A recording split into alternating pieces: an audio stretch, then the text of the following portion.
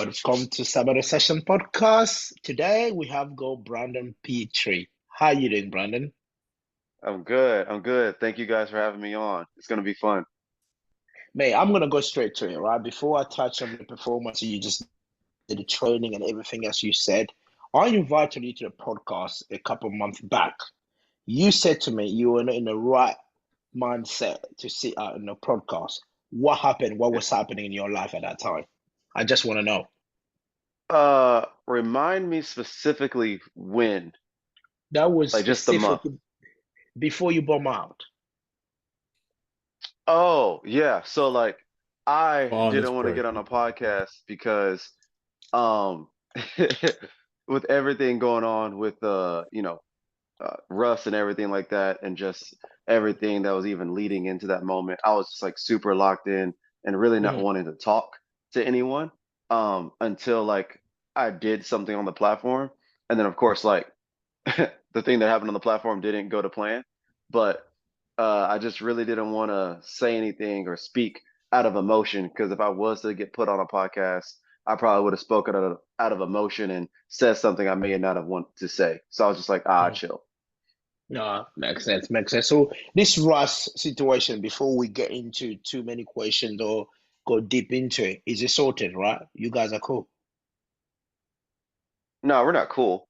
But as far as him being my teammate on Team USA, I support him and I support us getting the dub. But nah, we're not cool. Like it's just formalities. So So you telling me in Lithuania you still want Russ to beat me? yeah, yeah, Oh, fuck you, lot. yeah. Fuck you. Hey man, Jesus this is the Christ. hey. Regardless if I'm cool with someone, this is the dream team. This is what we predicted, and I'm still want USA to get the dub. So. Hey man, it is what it is. Do you know what? We're not gonna call them African American anymore. Let's remove the African thing. Let's just call them I'm just Americans, gonna right? call you But from now on, Americans. American. No, that's it. I had enough. No more African American. Oh Anyway, Mo, days. But any question on your side? very quickly, just to follow up with that conversation, because I watched the YouTube and I followed that period closely to see how both sides were. The 895 he put up is that a little bit of a cherry on the top of that? Does that close that door a little bit with your performance at PLA Americans, or are you looking to do you still feel like you need to make a statement in regard to that period? Yeah, the job isn't done. I need to be a world champion. I need to actually have it on resume that I'm the best in the world.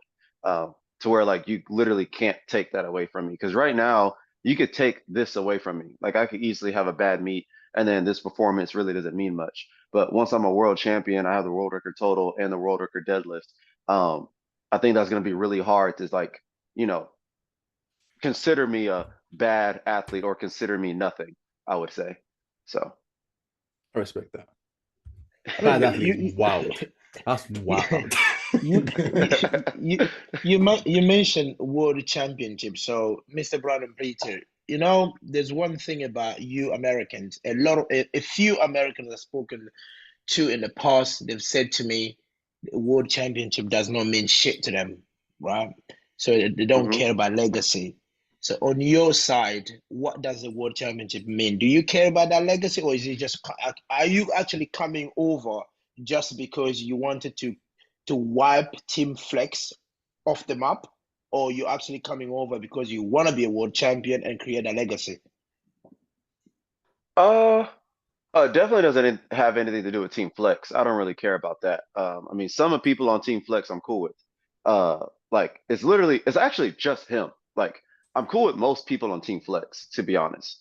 It really is just Russ. But uh, I honestly don't really care about the World Championship that much. I care about whatever we call it whenever we beat who's the best. That's what I care Mm. about. And right now that's called the World Championships. And that's, going to be the World Games and stuff like that. So put whatever title you want on it. That's what I care about. And for a moment, it had seemed as if like to be in USAPL at the time and where it was going, it seemed like a lot of the top athletes and to be the best of the best, it was looking like that was there. And then quickly USAPL fumbled the bag. So I was like, oh, okay, now it's pretty easy. Like I'm gonna go and beat the best. So that's just what I want. Like Gustav, Emil, I want to be able to beat them because I think that would be cool. But if they weren't there, and let's say that like the nearest total was 850, that I really wouldn't go for that. I would go to wherever the 890, 900, 907.5 kilo totals are, unless it was like untested. I don't mess with that. But Mhm. I mean, you mentioned there the USAPL from the bag. Can you give us a little bit more insight on it? Because I don't know nothing what the USAPL has done. oh, All I've so seen is just all of you guys leaving. yeah, so basically to give you a summary, because if I were to give the whole spiel, that'd be like 4 hours long. Um, so a quick summary is we went when everyone was choosing USAPL. We had the notion and the understanding that this pro series was going to be very organized. They were going to listen to our ideas. We were going to have a better model when it comes to international recruitment. And we were going to make the main focus becoming a professional athlete under the guise of powerlifting. Mhm. Basically, what it ended up happening is USAPL decided to try and rival the IPF and create a world system, and they cared more about international competition in the sense of trying to get more membership from these international countries into the USAPL versus actually growing the sport. They wanted to grow their federation versus actually growing the sport for the athlete. And when you do that, you start losing the people who actually care about the sport. Now, they're going to stay afloat. I'm not saying the federation is going to die, but they're just going to turn into another USPA, which is like a place where people can go, can compete, have fun. But I mean, ultimately, you don't really get anything out of it. So yeah, that's where they fumbled the bag. They promised something, and then later on, they just did what they wanted to do and just got their money. And that's pretty much it. All right, so that's why we've seen all these a fracture of USAPL fed around the world, like USAPL England, Yes. USAPL Korea, and soon we would have seen a USAPL Nigeria or USAPL Congo. That is just, Right. yeah, And if yes. you notice all those federations and all those USAPLs, whatever, which is wild to just throw USA on everything. Um, especially USA England is funny. Like that's just like there's so many It used layers. to be, so basically the world has turned, isn't it? The British, they used to whip the American, and now the American are whipping the British. It's just, Yeah, yeah. it's insane. But if you notice, the people who are part of that federation, no one's high ranking, no one's like strong. They're just collecting these fees and collecting these memberships and allowing people to just, feel as if they are able to compete against people across the world. But Mhm. like the people who fall for that, like I guess cool, like have your fun, but you're basically just wasting your money to you know, act like you're a world level athlete and Mhm. um, you're only feeding USAPL's money and their budget. You're not actually like helping grow the sport. So that's what I don't like. 100%. I agree with you. I will take us back a bit, Brandon, where powerlifting started for you. Why Mm, powerlifting? Because in America, you guys supposedly have got the best sports on the planet. You have got American football. We don't really call that football, almost like handball. You have got American football, you have got baseball, you have got basketball, and all of these major sport, you guys, massive sports. So why powerlifting? Why? Oh, well, to be honest, whenever I was growing up and getting into high school, I started playing football, just like every other kid in the South, right? So when I was playing football, of course, once you start learning more about the sport, you're like, oh, I have to work out. And I actually really like the workout portion of football training. I mean, my freshman year, I was working out with like the varsity, so like the seniors and stuff like that. And I just would like really dive into weight training. So after practice, weight training, on the weekends, weight training. And to me, it was just fun seeing my body like get broken down, me get stronger, seeing that 2 weeks ago I wasn't able to do this, now I could do that. Um, and I really like seeing like my body just develop as far as muscle wise. So I kind of stayed with it, and then throughout high school, played football, did the whole bit. I didn't go to college for football or anything like that, so I just kind of went to school regularly, was still working out, and I was just really strong, but for no reason. And this guy randomly came up to me at a gym I was working at. And he was just like, "Hey, like, why don't you power lift?" And I was like, I'm not putting on equipment. I'm not putting on wraps because we had that stuff in high school. Um, Mhm. and I did it, but like it didn't feel like a real thing to do because it was all fake to me. It was just like you put on these wraps, you put on the suit, you put on like Mhm. all the supportive equipment, and now you can put like 200 pounds on all your lifts. And it was just kind of weird. So once I left high school, I just didn't do it anymore, especially because I wasn't Mhm. playing football. And then he was like, no, like you could do raw, like you could just how you're lifting here in the gym, you could just take that to the platform, and then people like are actually doing that as their careers and stuff like that. And I was just like, what? So he hooked me up with it. He, helped me register for my first USAPL meet. And then honestly, once I got the bug and once I got into it, yeah, I just never looked back. I just met so many people my first meet. My very first meet, here are all the people that were there. It was me, Michael C., Marcellus Williams, Mikey Davis, Russ, Chance, um, Fuck. Charles Opoco. I think he was there. I could be wrong, but I think all of us were there for my very first meet in Fort Worth, Texas. Fucking hell. So I Fucking got hell. exposed to literally everything all at once, as far as everyone who ended up being at the top. So I just ended up staying with it. Wow. I was That's. gonna I mean, ask. I was then. gonna ask real quick Go. because you mentioned Mikey Davis. You did a bit of single ply lifting when you first started powerlifting, right? Right. So how did you find that conversion from equipped into raw? Like you did a few meets, actually as an 83 for a little bit or 82. So how did you Yeah. find that conversion from equipped into raw and like what you mentioned? Obviously, you didn't want to wear the suit and everything, but what made you really, really commit? Because you took a time off the sport. Also, you kind of disappeared for like a few years. So what made you come back and reignite that fire to get back into raw powerlifting? I will say that I never had the fire for powerlifting to begin with. See, in Texas, they actually force you to do powerlifting to Oh, to get okay. stronger. Yeah, so we're actually forced into it. Like for certain high schools, in order to develop strength and get you ready for the football season, you do that in the off season. So you do powerlifting and you do track. So you're just forced to do it. So I really didn't have like too much of a say in the matter. Like I could have stuck with track and only did track, but I actually liked lifting weights, so I just did both. Um, yeah, that was really it. Like I never really considered powerlifting a sport back then. It was just something I did that they forced me to do so I could get better at football. So is it Man, that's that's why Texas is probably one of the biggest powerlifting, whatever you call it, states in America? Yeah. Yeah, we're forced to weight train. Like we don't really have an option if we're playing football. And then we're forced to compete for the school. So Texas high school powerlifting, if you look at the numbers, it's the biggest membership out of all federations because we're yeah, all forced to do it. I damn. mean, more. And Did all you of you've know got this? no, no. Well, I know that there are a lot of like literally the average Texan is a decent powerlifter. It's insane. Like every single time, I know there's this 100 kilo under 100 kilo kid, Oh, yo, who's no, he's a future. I don't know if you're talking about that future 93. But right yes. now he's like a 93 and equipped, and he can like squat 700 plus, and he can deadlift 700 plus, and then he can bench in the fours, right?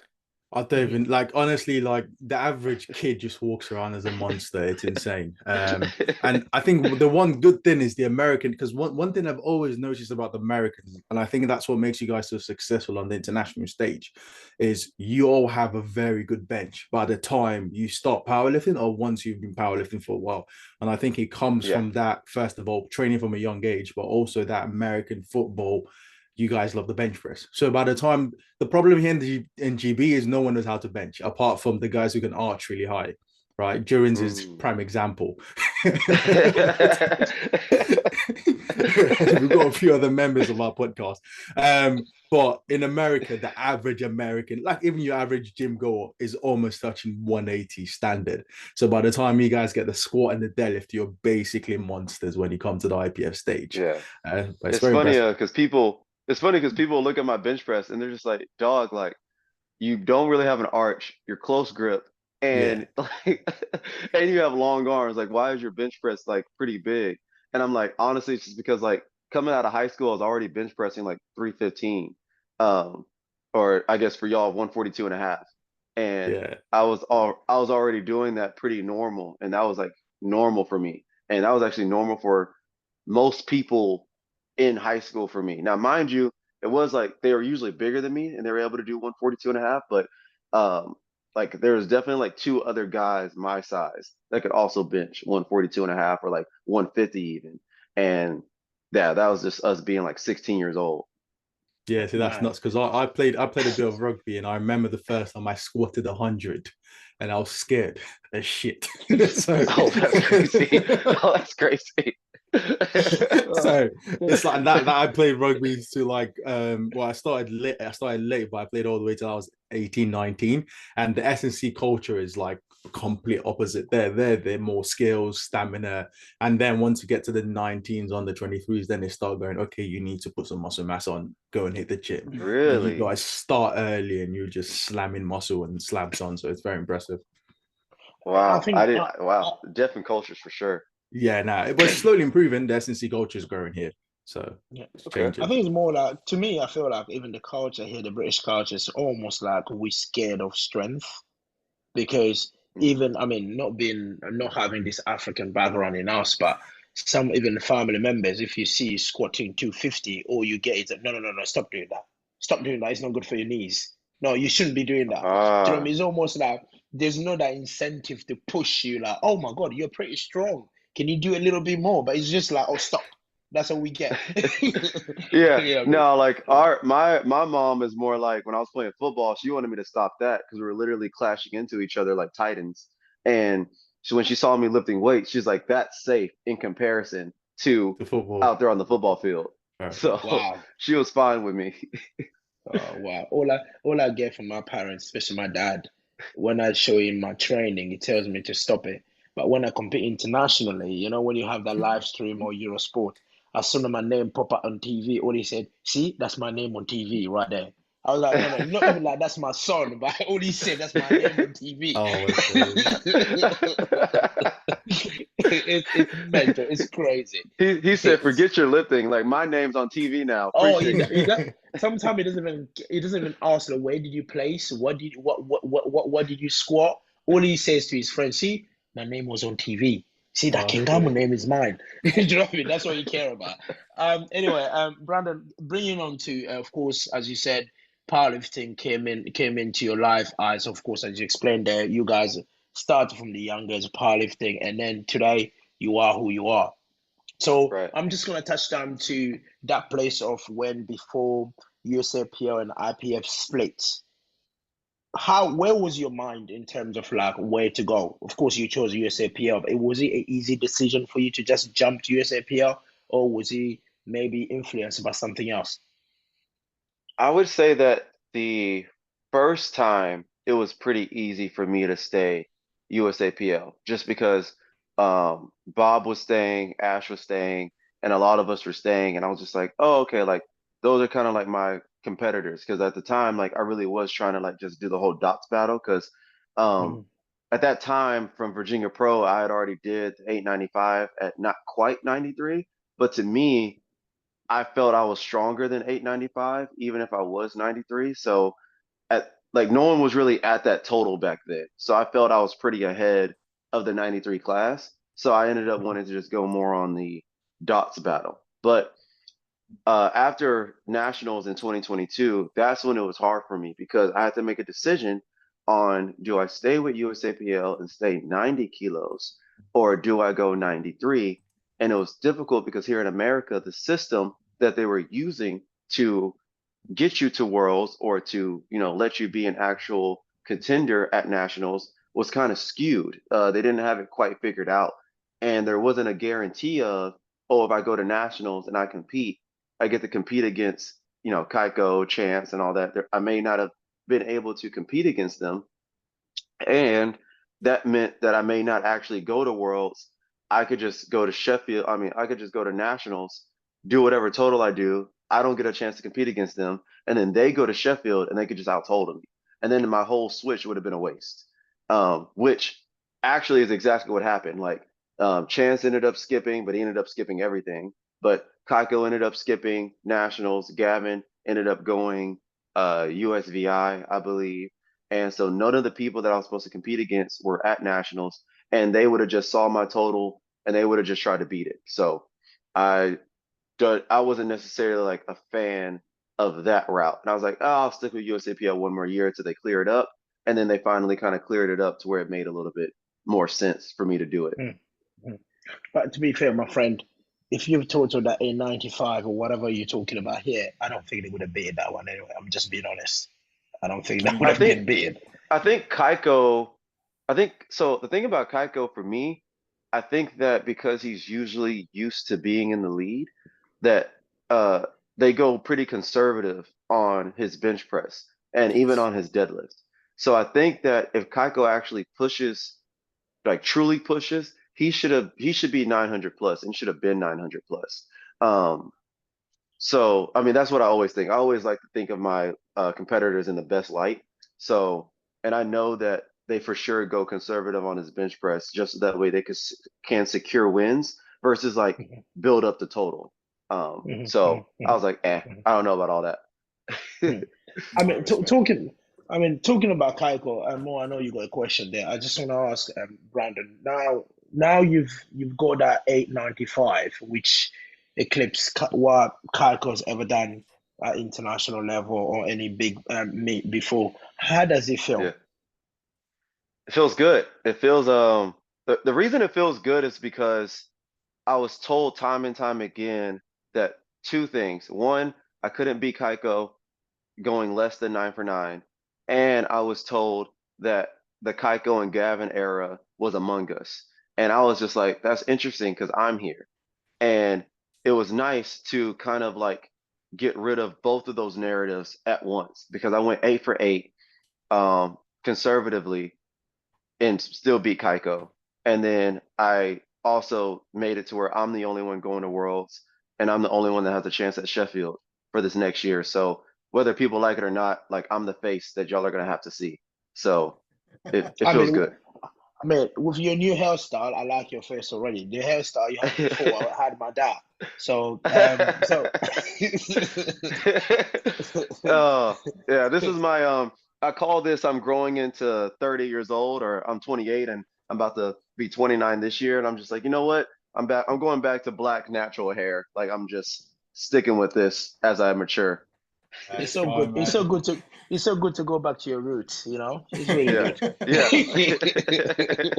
So, Mo, I know you got questions. Go for it, I Mo. was gonna quickly ask you because the 895 when you did that at the Virgin and Pro, you went 7 for 9 on that day. So I'm Yeah. guessing you were aiming for a much bigger total. You're trying to Right. pace yourself well beyond 895. So I know you've done 895 now. Do you feel like you're back to that top end strength at Virginia Pro, or were you dealing with some injuries or something in the background that you felt like you had to save yourself and maybe push a bit later on? Yeah, so I actually for most of this prep was hurt because I don't know if you guys know like how Texas works, but I had moved to Fort Worth, which is 4.5 hours away from where I'm from originally, which is Houston. And during that time, when I moved, I was 2 weeks out from nationals. So I was driving back and forth 4.5 hours, training 2 o'clock in the morning. And then flew to Memphis, competed at nationals, handled my lifters, flew back, then still had to work and still had to do things back home in Houston, a part of the moving process. So I was driving back and forth about 15 times between August and January, like the second week of January. I drove 15 times back and forth between the two cities. And that ended up wrecking my left leg and my hip to where I couldn't even squat 272 and a half without an immense amount of pain. And I really didn't squat anything over that. And I would only do that maybe like each week.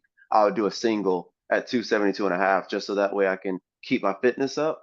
But it was just a lot of pain. And then all my other squat days had to be sub 182 and a half. My back downs were honestly some days 120 kg. and I was just trying to get healthy. And I didn't get momentum until the last 2.5 weeks leading into the competition. And that's when my left leg kind of got back because I had stopped traveling and had stopped driving, and I was able to do all my rehab stuff. So just off of like me being healthy, I was able to do that 895. So now I'm going to have 12 weeks of actually being healthy and no life circumstances. So I'm excited to see where my strength is at Worlds, because it should be way stronger, to be honest. So just to clarify, you're telling what's the heaviest squat you did in this prep? The heaviest squat I did was uh 310, and I did that whenever I first got my left leg healthy. So I did that 2 weeks out. I did 310. That's nuts, man. So and hold on, before let me that, get and go before on. that, my heaviest squat was 272 and a half. Yeah. So you got injured, your hips is gone. You did back off at 120. Yeah. 120 basically that's where some of us start our warm up, right? Yeah. That's where Right. you back off where, and then Yeah. 2 weeks out you did 310 and then went and scored 315 in the comp. Right. I mean, I think it's probably it's safe for me to say the rest of the 93s are coming to Lithuania, guys. Come and pick up your White Line Media package because this is insane. So hopefully, listen, I hope literally like you literally feel better, you're healthy, and you go there and show people what Brandon Pitre is all about. That strength we need to see because it's exciting to see someone that is not healthy, just spot, go and total 895, which is the world record, an unofficial world record. So I mean, that's just unbelievable. So that's just oh mate, I'm out of words because that's incredible. Um, so with me, Brandon, is like again, you told your 895 in America. I know there's one thing that us from this side of the world we always talk about American traveling abroad, and then Right. one of your video you threw me under the bus when I was talking about the standards, which is thank you very much. Everyone have heard it and they've come back to me about it. It's fine. So Hey, again, that I just statistic was kind of crazy. That was kind of I mean, look, I'll admit to it. I literally like I will stand by what I said because I've watched a lot of USAPL me, and most of them were not up to standard to the IPF. Do you know what I mean? yeah. So it was more of a worry about you guys crossing over. But again, the meet you guys did in PLA, PA nuts. Some of you guys live to Yeah. standards. I Still, I will there's a say few that the don't. only thing that makes me upset is that like as far as like our team, we all made sure that all of our stuff was undeniable. Like we were syncing our squats, we were holding our bench presses, and we were holding our deadlifts at lockout even past the down command to just show that like no, we're good, right? Um Others uh got some favorable calls, and others got some really weird calls that made it to where the whole meet wasn't necessarily up to standard. But that's the only thing that I regret, is that like the I entire think week I think wasn't to the standard. Africans always say one bad apple can ruin the entire basket. Do you know what I mean? That's how Yeah, it goes. So one bad call to someone that believe is a good call can ruin everybody else's performance. But anyway, again, you guys, you're right in terms of like your team, you, Bob, Ashton, we see the standards. All right? I mean, we can't yeah. lie. We can't lie. I can't sit here and tell you Bob doesn't live to standards or you or Ashton. I can't say that. If I say that, God will punish me. But anyway, but but in terms of crossing over now, of course, there is the IPF pool. Again, you guys have to travel to Europe in Lithuania and compete. Are you prepping for that, or is it something you're just thinking is just like a normal travel? It's just gonna be fine. Oh no, I mean we're prepping for it. We already know that Lithuania is 9 hours ahead. We already know what days we compete, and we're lining up our big days on the days that we're actually going to compete. We're training at the time that technically we would be training at in Lithuania. So like, I mean, we're prepared. I guess like we always made the joke as far as like traveling's not a big deal because it's just one of those things like you can prepare for it. Like there is a strategy. And as long as you do what you're supposed to, you're going to be just fine. And you see that with a lot of our people who do crossover for the first times. Like a lot of Americans, when they go to Worlds for the first time, they win. Like that's a Mhm. very common thing, unless you're going against a beast, right? So Russ, he almost, beat Britt the first time. And that's more because Britt was just amazing, right? Then Mhm. second time, he quickly got acclimated, right? Then Keiko's first time, he wins. The first time he goes, right? Um, LS's first time that he goes, he won, right? Natalie, first time she goes, she wins. And she wins in a battle with Jod, right? So Waskar does amazing his first time. So it's like, to me, it's not really the travel that does it. It's, are these athletes even prepared to compete at a high level? Like, Mhm. are you taking all day in the gym, or are you actually moving with efficiency in the gym because you understand that you're not going to have a 14-man flight? Like, are you doing conditioning on the side, or are you just eating like shit? Right. So it's, are you doing the work to be ready or not? And if you are, then it's a breeze. Mhm. But if you're not, then you're going to be waking up. So that's all. 100%. I mean, that's key right there in terms of like putting the work to adapt yourself, adjust yourself to what's ahead. Because sometimes we do forget. Even funny enough, even us Europeans, when we fly from one country to another, people think it's just like, yeah, it's a 3, 4 hours fly. But as you said, if I'm not ready, that 3, 4 hours fly will eat your life. Do you know what I mean? Yeah. Definitely 100%. And then, we have lifters in Britain. I'm not gonna name his name. I'm not gonna name his names here, but some people have traveled a couple hours before they lift. Do you know what I mean? You're just thinking like, oh, come on, man. I know it's a 4 hours flight, but fucking hell, couldn't you travel yesterday? Oh no, no, no. I Yeah. traveled like 4 hours before weigh-in. So these things happen in Europe. So it's not a joke. So yeah. Just So for but reference, I know Jones is Yeah. calling out a certain lifting GB who's traveled. This man turned up to South Africa because he didn't want to spend money on the flight. He's an SBD leave me athlete, alone. came to South Africa the day before competition, and pretty much got stopped by police on your way I there. know. I don't know how I didn't bomb out on that competition. To be Wait, honest, you to be showed fair, up one day before? 17 hours before I left. Nah, that's crazy. Like, I know, I I wouldn't know, I even know. do that for a domestic flight. Like, I'm not gonna show up to Reno, that's 3 hours away, the day before. Like, I'm not even gonna do that. I know, I know. So basically, that day, basically, for me to come even second in 2022 was just a miracle. I was Yeah. literally there thinking, do you know what? I'll take eighth. It's an 8-man flight. I'll take eighth. Eight, eighth in the world. I'll gladly do that. And then when I saw everyone start falling apart, I was like, okay, that's a chance. Yeah. So, Yeah. Jeez. so yeah, Oh that's man, you were lucky. You were blessed, honestly. You were highly uh, favored that day.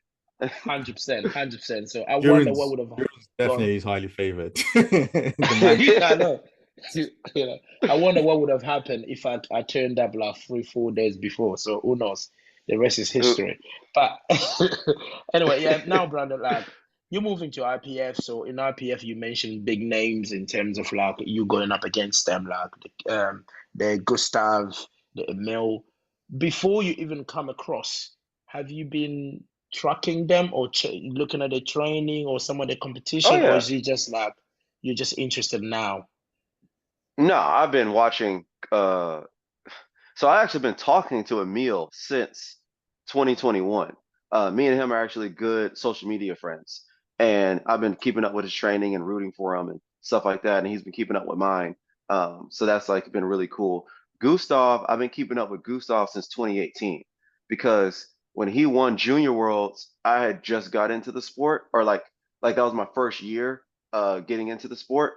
And I was like, oh, okay, like I'm gonna eventually meet him because I always thought I was gonna be on the world stage. Like I've always had that vision. So I was like, okay, I'm gonna meet him one day. So I followed him and I've been tracking his training and looking at how he peaks and seeing like the adjustments that they made over time. And so I've always studied my opponents. Even Carlos, I've studied Carlos as well once I was able to see kind of like his progression.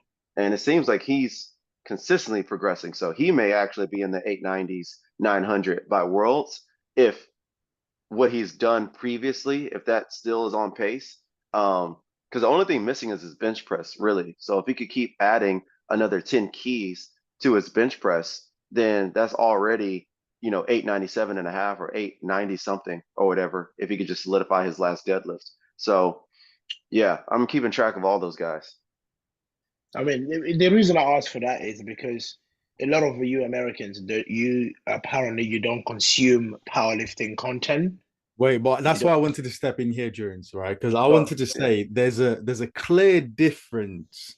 We've almost interviewed two groups of coaches, like athletes, right? We've interviewed a yeah, lot of the flex boys and a lot of the big names in America. We've interviewed a lot of the Marcellus boys. That's you guys, right? And yeah, it's almost consistent between you, Bob, and Ashton.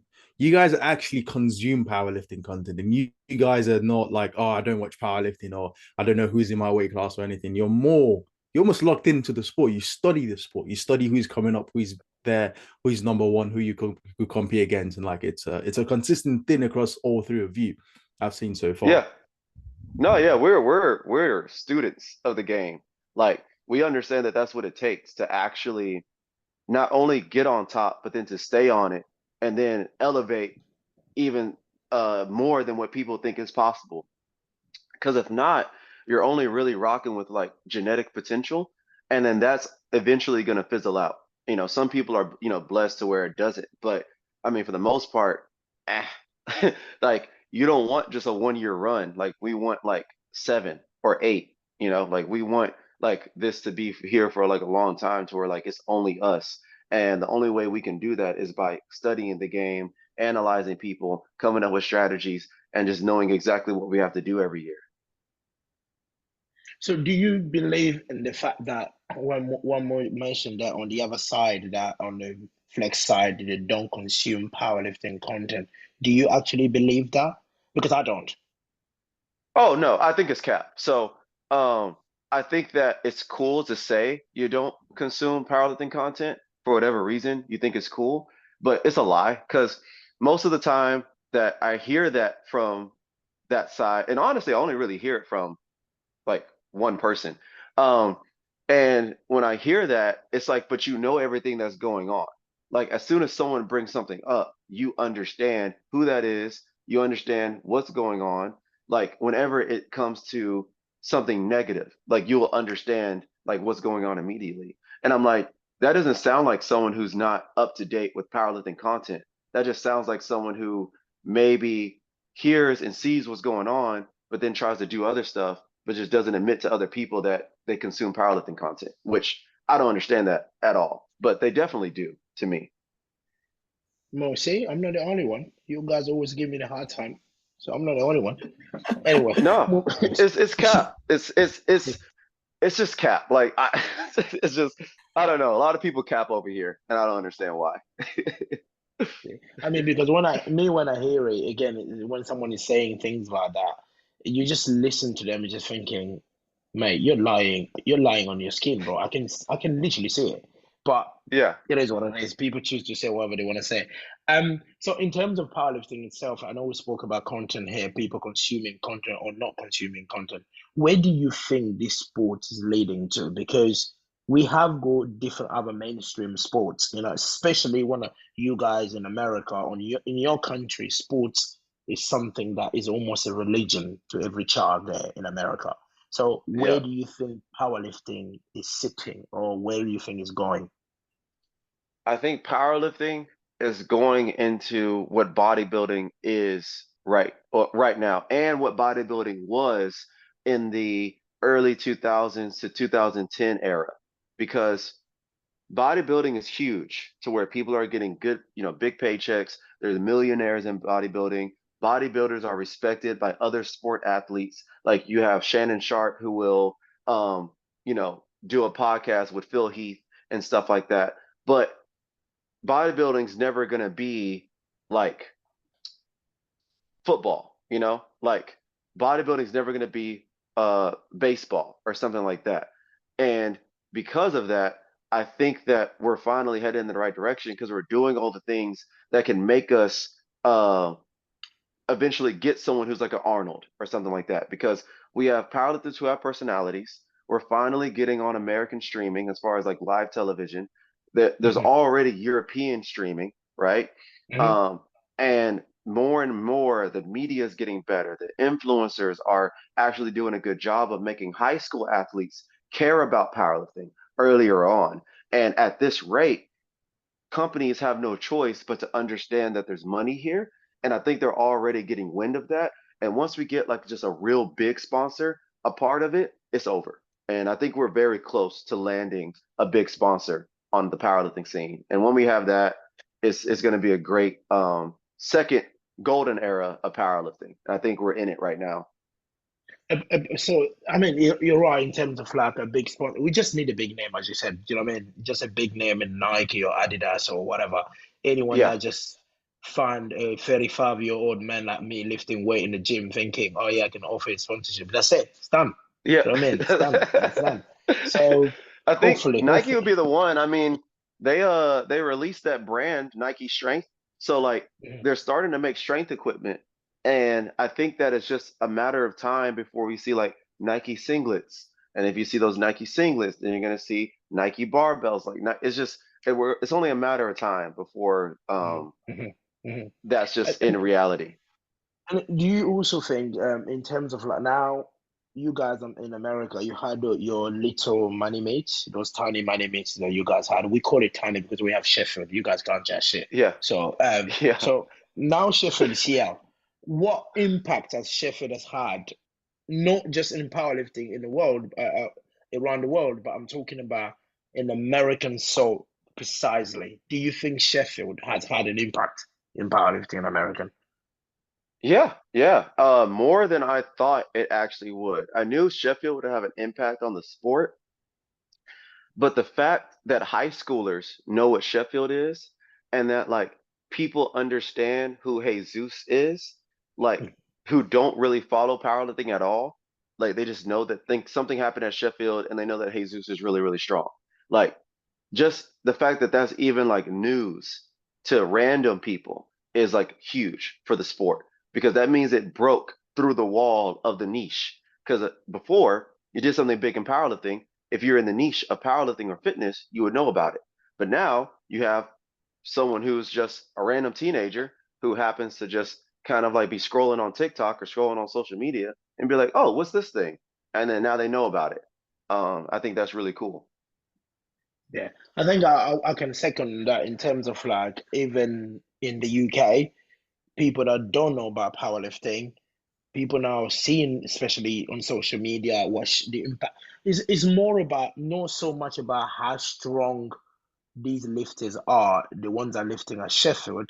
To me, I would tell a lie if I said people are impressed with what they're lifting. No, people are more impressed about the prize money that SPD Yeah. has put into powerlifting.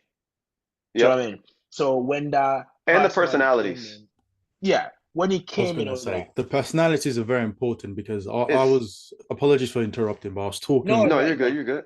I had the chance to talk with, his name's Colin Bryce, I believe. He runs the Strongman a lot. And he was talking about like the growth of Strongman. He's very involved in the media side of things. And he said those personalities, you need the stars. And the beauty of Strongman is they could almost make because Strongman is more of a circus lift, not a competition, right? So you could Yeah. almost make the competition highlight your stars and then draw those stars to a wider audience. But in powerlifting, if we have these influencers, if we have people start to branch out and grow in the sport, then I think we'll see a massive growth. A big sponsor might help, generally, like someone like Nike might help, but just overall increasing the watchability of powerlifting, the Yeah. platform, the stage, the crews, make it more exciting, make the bench more exciting. It's like those are the things that will really, really start to kick us off. Like make it like CrossFit, basic CrossFit production level will be amazing. Yeah. No, true. I honestly think that we need a documentary. I want a a dream team documentary for Worlds because that would be fire. Like, I know that we have really good media team over here in America, especially like people that I've even worked with as a BD. And I think that if we could get them to document the journey that we're going on to Worlds, and if we do sweep, like if we sweep Yeah, that's cap. at the world Let's go. That's level, cap. hey man, hey, it's gonna be tough. It's gonna be tough for us not to sweep. It's going at least on the men's side. On the men's side, it's Jones, gonna be. You got to step up here. So yeah, I had to. He muted me. I had to mute him because all I'm Hey hearing is man. sweeping. All I'm hearing is sweeping. I'm just about to go and get my brush to start sweeping my garden right there. Do you know what I mean? I'm Hey, thinking I'm like, what? sorry. Like I don't know if y'all have anyone, man. I think Mo, if you have another year, I think it'll be really good to see you versus Bob. I don't know, Um, man. Bob's a monster. yeah. Jones is our But your only hope. progress has been going crazy. Thank you, So man. Thank you. Yeah, yeah, I think true. you moving up So was the move because I that's think impressive. I was at the Euros, right? Most of the nations I've spoken to, they said one thing. When we go to war in Lithuania, it's not about Americans versus the English, American versus the British, American versus the Hungarian. No, America versus the rest of the world. it's the rest of the world against the Americans. Do you know what I mean? So Yeah. we need to figure out, in every single weight class, we need to find a squatter, a bencher, and a deadlifter to beat the Yeah. Americans. Every You know, like when you're in Lithuania and if you're in an elevator by yourself, just make sure you're checking all or the that's it. corners. And then We'll have to move as like a 13-man unit team. Like no one go anywhere by themselves.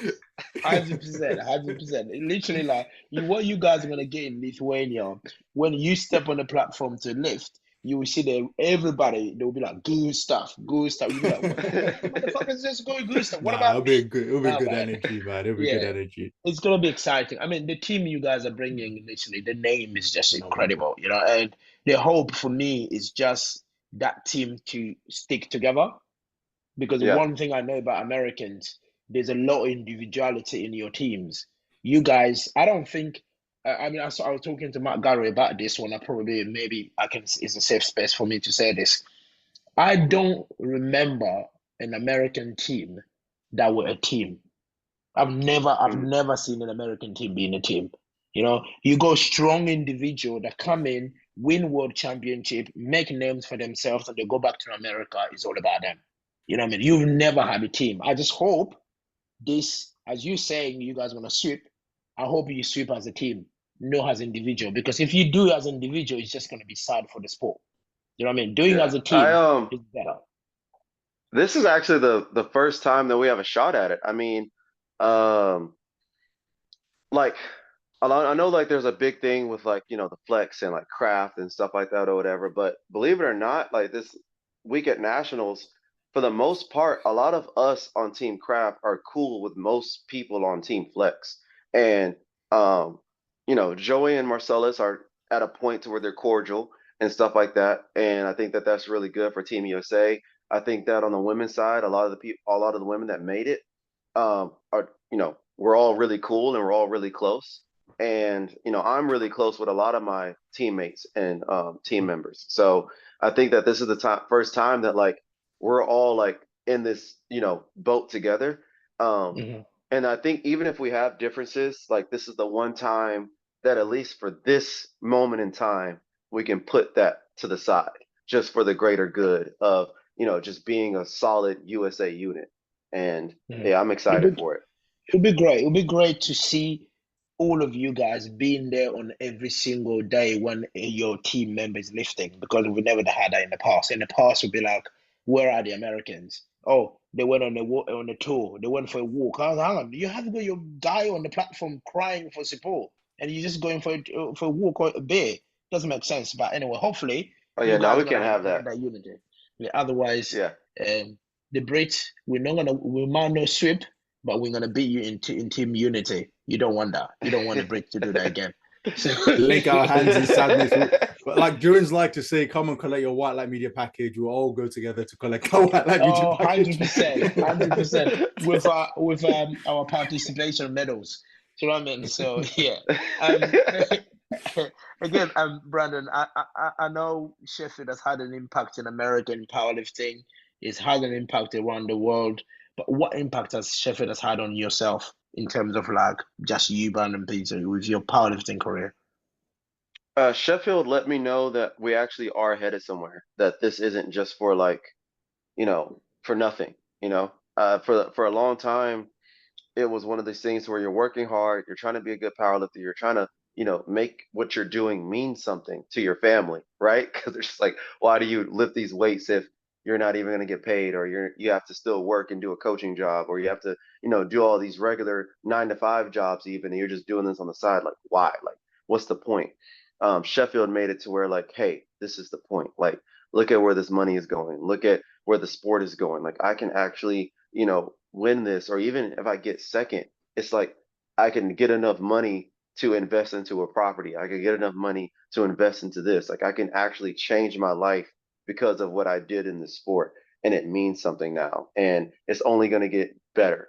And like, Mm-hmm. that's the impact it had on me. It I wasn't necessarily losing my flame for the sport, but if it was ever dying, it's definitely not dying now. It's Mm-hmm. here. I'm hungry. So Here's an are interesting you gonna question, go? though. Sorry. What's up? You did 895 at the end of 2021. Sheffield was February 2022. How did Mm. you feel watching the 93s at Sheffield? Knowing, because I know you'd have been coming off that 895, you were aiming for probably plus 900. How did you feel watching that Sheffield whilst at home? The first one. It just I don't know. It just sucks. Like, a lot of it is just like it's. I mean, I'm actually fine now with like the timing of everything, because I know that, like, everything happens on God's timing and everything's like meant for a reason. But in the moment, I was just like, wow. Like, I could have, like, I was like, I could have actually won, just because of where the world record was and just where my strength was at the time. And even this past year, seeing that 895 won Sheffield with Gustav. Yeah. I'm just like, like, like, I did that while I was like hurt. So it doesn't, yeah. I'm just, and then now the Sheffield that I have coming up, I have to go against Austin. Yeah, that's tough, isn't That it? I'm glad. Every I'm glad everyone you should said just that. start sending Kajal all the like Kajal push that record as much as you Yeah, can, please. yeah.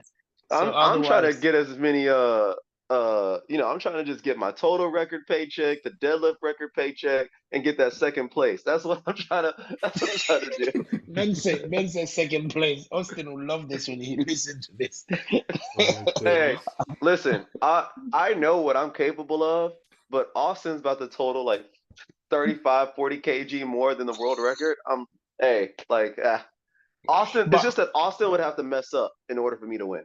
That's it. but the thing is, like, talking about Austin, of course, talking about 40 kilos, but again, you Americans, you don't hold back. That's the thing. You do not hold back. Bob is already talking about 1,000 kilo in Lithuania. Do you know what I mean? So 1,000 kilo in Lithuania, that's almost I can't even talk about it because my head hurt now. So I you brought a know, seat, fam. I had to sit down. he's talking about 1,000 kilo in Lithuania, and you are talking about. To be fair, for you to win world, it's not going to be like, oh, I'm gonna go there and just have an RPE 7 and win. Gustav will come in, Emil will come in, so almost you have to push a little bit. So we're talking Yeah, about 890 or 900 kilo or 905 to win world, right? right. You do that, that's a world record. So and then you come to Sheffield, you have to add another 20 kilo on top of that Yeah. for, for you to I, contemplate to come, let's say, what, second, I you will know? say that if I'm healthy, I really don't see like, and I mean, people talk about like, oh, don't say a total because then when you don't do it, blah, blah, blah, blah, blah. I don't care. Most people in this sport say a total and don't do it. So, like, who cares? Um, I honestly believe that if I'm healthy and I have good training and everything works out to where I'm not fighting life along with fighting lifting, 935 really shouldn't be hard to get to. Like, 935 to 940 really is kind of in my wheelhouse, because if I can squat basically 700 pounds when I barely squatted, like, in general, I know that with good healthy squat training, I could get my squat back up to like, the 720-ish range, 730-ish range again. And then my bench is progressing. My 468 at this past meet was actually pretty easy. So I feel like I had like 479 on the day, like for an all out grind. and I think it's only going to get better over these next 12 weeks. And my deadlift was hurt because of my leg, and I've already deadlifted 821, and I was able to deadlift 811 on like a bad leg ish. So, like I feel like being healthy, I could deadlift way more. So I don't really see 930, 940 being out of my wheelhouse. So, I've got to respect you. Americans are special. I'm not gonna lie to you. Like I but respect you guys because for me, I the confidence is amazing, and I think it. I was thinking about this, and like to be honest with you, you probably have to reach a certain level to want to make statements like that. To want to say, I want to be the best in the world. I want to be the champion. I want to do 930. I'm thinking, I'm like, man, I don't want a total 950. Like that's a lot of weight. I'm like, I don't want to. I was right. I was right because I wrote some goals after this competition, and I love training. I'm a gym head. Like I can do bicep curls, back rows, chest for hours. I will be happy. I'm like, mate, I have to squat 340, 350. Why am I doing this? bro, tell me about it. We are definitely like we have a healthy delusion to us. Okay. And I think that is what makes it to where we are so good and we are so dominant. Is because the totals that we're thinking of on a consistent basis are totals that people really wouldn't dream about. Like they'll be satisfied with like, oh, whatever it is whatever the current world record is, like, oh, I just want to get to that.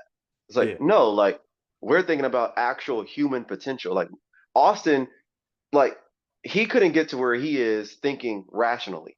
Like you have to have delusion to be like, oh, I'm 74 kilos and I'm gonna squat 700. Oh, I'm also gonna pull 760. Oh, I'm also gonna bench press 460. Like you can't be a sane individual and think that. Like you have to have a little delusion in you, and then all of a Hey, sudden it's reality. all of you guys are on the spectrum. I know that. All of you guys are on the spectrum. I know that. Because I'm sitting here, I'm thinking, what the fuck, man? I saw Russ squatting 330, right? Yeah. I was watching, I was in Croatia watching it, literally. When he did it, I was like, hang on, forget about him being in 83, right? Forget about him being Russ. I just sat there, I'm thinking, this is a human being that is like 5'5", with 330 on his back. It literally went down and up. And me, I just scored in 308. I almost died with it. Do you know what I mean? How the fuck Yeah, yeah, but is this you possible? almost died with it because you decided to tempo and pause it on the way down for Anyway, no forget about it. reason. Anyway, I that's did want just to me. ask you. I did want to ask why that squat was so hard He for It does you. it. was He does hard. it every single It time. was He'll hard squat. because it's just me. It's me. I No, make I'll things tell you, hard Okay. for myself. he can squat Okay. 330 and he'll make 320 move hard on the day just because he'll tempo it. I don't know why. Yeah, It's the weirdest yeah. mental thing. That's crazy. I, Because I you were think. looking, your training was because I went back to your profile, and then I was just like, oh, your training going into this meet was actually like really good. And then I looked at the squat and I was like, what happened? But I just fucked it up. You know what I mean? I need to figure out what's going on in my head because I Okay. really think I'm good at squatting 320 plus. You know what I mean? Is there, Yeah, I think so. 320 plus is there, and that world record total, I'm good for it. I'm good for it. I'm good even to squat to do more. But it's just on the day I Yeah. just thinking like, what the fuck is wrong with me? But anyway, I'm not American, is it? You That's need to be a little bit more insane. I think you're too rational. I think you need a little true. delulu. True.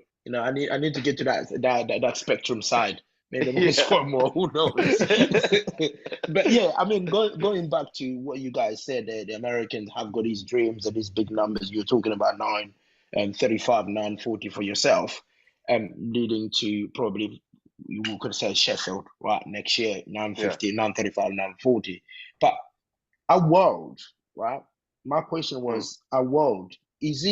Do you have an incentive in you to think, okay, let me hold back a world so I make my life a little bit easy at Sheffield? Because I'm kind of even worried about, we're talking about Austin, we're talking about Bob. Looking at Austin, I don't think Austin is someone that's going to come and hold back, No, he and won't. Oh you've no, he seen, will. He He will. definitely won't. I hope it Nah. No, he does. will. I hope it He does. did Austin like is I hope it chill. does. Austin is his missus will have him in a headlock and just ready. It's like if well. you Like trample a big deadlift, knock you out. look at this past Nats. Like he went 7 for 7, and just to Chip Taylor's record. So I mean, Austin's just gonna do enough to win, and that's literally it. And I kind of have like the same mindset. Like I'm blessed to where like I will potentially have the deadlift chip, and I'm probably going to be pulling last more than likely. So I kind of just want to pull enough to win. That's really what I'm going in thinking about, is load the bar up with enough literally just to win. Even if that means tying someone and then winning on body weight, like that's really all I care about. And I want to go crazy at Sheffield. I mean, that's probably the sensible way to do it. Because again, as I said, like a lot of Americans, when they come in, they want to pull the biggest total they can pull in any given meet, and then going to the next meet is just like, oh, I'm gonna get stronger. But again, you never look. The French have shot themselves in the foot so many times. We've seen it. Do you know what I mean? Look Yeah, at Tiff. What Tiff did in 2022 literally has haunted her for the past two Sheffield. Because it's almost like yeah, she can't go anywhere with it. But if she yeah, didn't do what she did in 2022, she would have probably won Sheffield last year, or if it didn't exist. Do you know what I mean? yeah, So yeah. that's how it is. But do you think where some of the world records are now is practically impossible for the current lifters to break them or No, win Sheffield or win Sheffield? no, not really. I mean, because are you mean like that individual person who said it, or just someone in general? I'm just saying, like for the current top tier of lifters that we have in the IPF roster, and where the world record are in terms of like the men and the women, some of them, do you think these world record still would be pushed to the point where people are adding the 3-4% on top of it? Uh, I Say think for that this year, yeah. we're slowly getting into a point to where like the 3-4% isn't going to be a thing. I think that right now we could definitely add like 2%. Like everyone can still add 2%, 1%, 2% on top of it. But I think that's what Sheffield's supposed to be about, right? I think that for the first for the next 2 years or next 2 to 3 years, I think that there's going to be like a clear favorite. But then the battle is going to be how much of it, can you really get past? Like, are you going to be 100 point whatever percent? Are you going to be 99.8? Because it's going to be this thing to where there's no more freaks. Like everything's already been achieved. So now it's about like which one of us can stay in shape and be conditioned to either match our personal best, match our record, or just beat it by a little bit. Or is someone new going to come in and then beat our record by a little bit? And I think that's the whole point of Sheffield eventually, is to be like best of the best with all these elite lifters all having an even chance to beat these records. Mm-hmm. Yeah. I mean, on that note, like I've got another question on the records. What a record do you think is the weakest on the men's side, and which one on the women's side? 74 is the weakest for sure on the men's side. I was going to ask And this Just though, because, just before we say weakest, yeah, right? I'll say it's like weakest because of who exists. Like, Exactly. There you go. Yeah. like don't take it personally because we're using weakest. So I mean, let's just say easiest to break because of the Okay. individual. It's gonna be Perk because Perk exists. So therefore, 74 is the easiest for him because like he's gonna out total that by a long shot. Um, and then second would have to be Bob, just because he's already shown that he can match Dennis Cornelius' record. So, and that's with him doing like a super Hail Mary deadlift on his third and missing it and trying to go for 990, but he definitely could have done like 980 something on the day. So, and that's with him pulling conventional. So, um, I think that that would be the second. And then after that, it's kind of, oh, it'd have to be 83, honestly. And then after that, it's kind of even. I kind of don't like you anymore because how can you say the 83 record is weaker than the 105? No, it's weaker Ashton. than It the is. 120. No, I'm saying, but I ask you, what's the weakest? You said 83 is weaker than 120, and then the rest is even. I mean, the 105 is even with the rest. The 105 is pretty weak because we have got Ashton that exists. We have got Kinnan Lee that exists. Do you know what I mean? No, I mean, Two, Ashton has to go against Anatoly, and like Ashton still needs to be healthy. So, like, I mean, the total is 940. I think Ashton is good for clearly like 960, 970, but he also has to be healthy. I think that it's, I think that it's possible, but I think that it's about more about Ashton's health than it is about like Ashton himself. Now, if Ashton's healthy and he can like not have all the things that he has to do with life, I think that total is like gonna be wiped away. But um, I never know with like Ashton's military obligations and just everything that he has going on. So it wouldn't shock me if Ashton blows that total out of the water, but I can also see him just totaling 950 just to secure a win. So, And also just to but add on to your Russ, very oh, just to add I on was just onto gonna your say, but very Russ is eloquent. Yeah. keep Sorry. I wanted to Go send for ahead, go ahead. Durance. I want to send for Durance because I wanted to say the current Austin Perkins out totals the world record.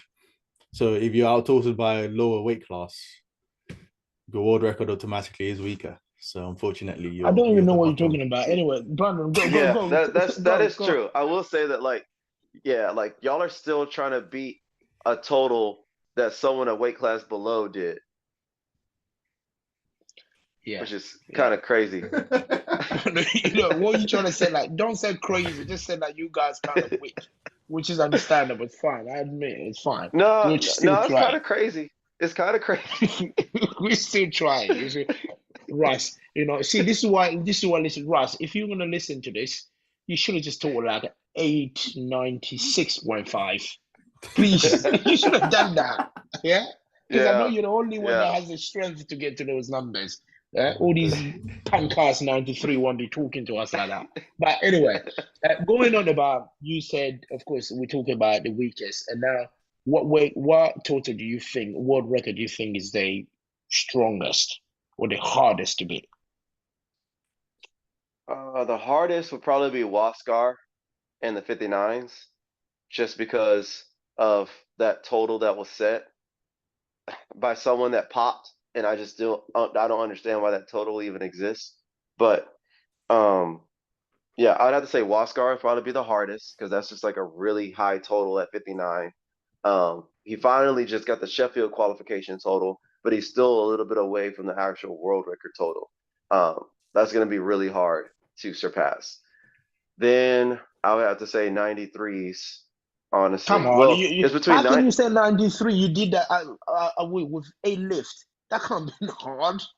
I would, because we're all getting stronger. I will say that I take it back. I would say I'll put 66s before 93s. Yeah, Yeah, 66 because of just Dan Clement didn't make it. If he yeah, made it, then again, probably you would have said that was the weakest. Who knows? Because, yeah. yeah. If Dan, well, it would have to be two things. It would have to be Dan making weight at 66 and then still putting forth the performance that he did at 67. And then I would be like, oh, that's just another, like, that would be the battle for Sheffield. It would be Dan versus Austin. It's a shame. It's a shame that he didn't make it. We all were looking forward to seeing him. But yeah, Yeah, but I again, just pray that he gets healthy because I hope I so. understand how it is to be hurt. So Yeah, I hope so. I hope so. So yeah, now Brandon, now you've moved to the IPF. My next question is, are you here to stay or you're here to do a job and then go back to your roots to being African American again?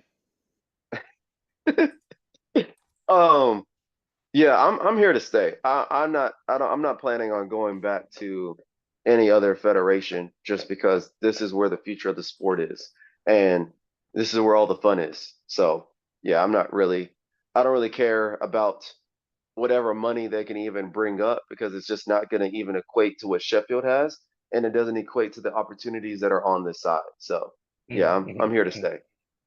That's great. Fantastic. Mo, any few last questions before we let Brandon go? Honestly, man, I had one simple question, 1 to 10 off with a bang. What is What's up? your statement to the 93s before as the old training tours through now? What do you want to tell the 93s? Because they all listen. I know Gustav's going to listen. I know Emil will definitely listen. And I know Kristin, R93 and GB will definitely be listening. So what's your statement to the 93s of the world? My statement is going to be really simple and it's going to be, lighthearted. It's just going to be fun, man. I'm excited to finally meet you guys. I'm excited to actually share the platform with you guys. And, it's going to be really cool. It's going to be really cool to finally like say that I'm a world champion. It's going to be really cool to like actually beat you guys face to face. and then actually like party and like hang out and stuff like that afterwards, have a good time at the banquet. But it'll be really cool to just like, stand up there on the podium and then like shake you guys' hand. What I'm asking, Brandon, when you come over to Lithuania, please be this Brandon I'm talking to. Don't be like an American Yeah, where no, when they're competing or even when they finish competing, nobody else exists, just them. No, be this Brandon. mm, As you said, you beat the 93, not me. You beat the 93 because I believe you will. You beat the 93, shake their hand, we sit down, we have a drink, and we forget about it. All right, we just yeah. enjoy, have a good time. So And because some also, Americans gone, I was gonna say, even if I lose, I still want to party and hang out with like everyone. Just because like I care about the sport, like I really do. Like I'm really in it for like the community and the culture, and like I really care about everyone who actually cares about the sport. Now, if I actually don't like you, you'll know I don't like you, and I won't talk to you, and I won't be around you. But for the most part, as long as you don't wrong me, I'm down to have fun with everyone. So, yeah. I can't wait to meet you in person, and I can't wait to chat to you, mate. Literally, like hopefully I can make it to Lithuania in one piece I keep because going. Oh yeah, Please. what do you mean you can make it to Lithuania? I'm 35 years old. Yeah, and you work as a financial director. Your job is literally to stare at a screen. You said it's really, Jesus Christ, I got to do a job. Jesus He said Christ. he said Man, you're safe.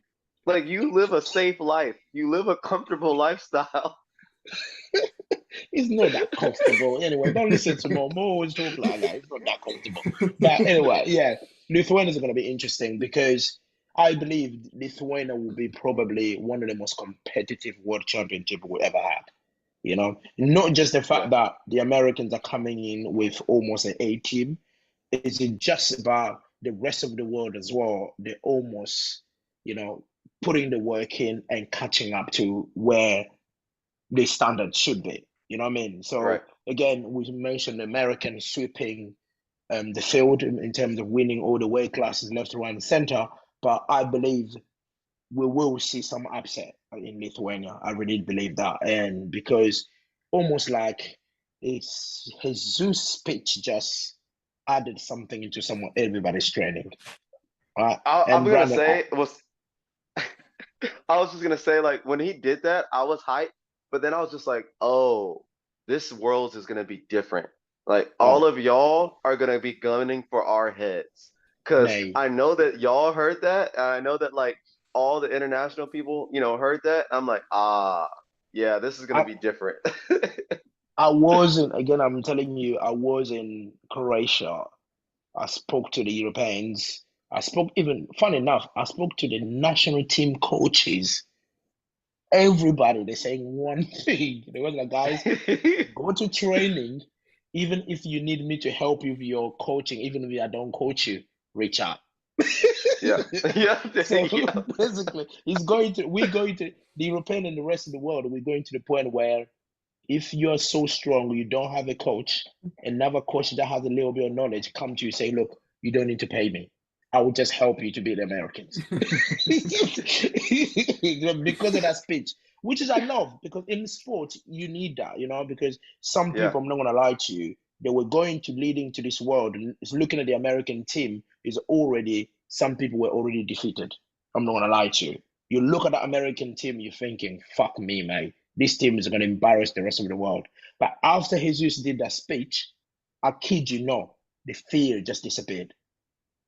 And you will not be surprised if me, I loaded 325 kilo squat in Lithuania. You'll be like, what the fuck is Julius doing? You know, well, because I'd be happy because I mean that you finally got a little insane. You finally got a little delusional. Like exactly. finally got on the So spectrum. trust me. I need to probably sit down and think about my inner Sheldon Cooper, to get to that spectrum to see what I can do. So yeah, on that note, Brandon, literally like I enjoy chatting to you. It's been really wonderful for us, but I'll ask one thing, please, please, please, please come back. We'll want you back just before World because I know this meet you did, you were broken, you were not healthy, but you did A95. But I want to Yeah. chat to you a few weeks before World because I know you're going to be healthy. Yeah, right? And then I'm I down wish for you it. health. I wish you health. I wish all the American health. And I do not want to hear the excuses in Lithuania saying, "Oh, I was battered. That's why I got injured. That's why I didn't win, or that's why my performance was shit." So all these numbers you guys are talking, you better back it up. If you don't back it up, I'm gonna be the first one to laugh at you. And Let you know. deservingly so. But that can happen because, or else my videos aren't going to be as hyped. So Oh shit! I He's say a got lot he's got today. he's got the audio already. Fuck's sake. He's set. Taking the timestamp. It's got That prepared would for that would words. be great. That would be great. To all the listening to us, guys, if you have a comment to make, just drop us a comment on the comment section, or you go a message for Brandon, send it to me or send it to Brandon. He's happy. He's not the type of American you guys think like, oh, he's not gonna reply. No, yeah, because it's taken Taylor Howard a few years before he replied to my message. Yes, Taylor, you're hearing it. It's taken him a few years before he replied to my message. Anyway, on that note, mate, I'll speak to you soon. Peace.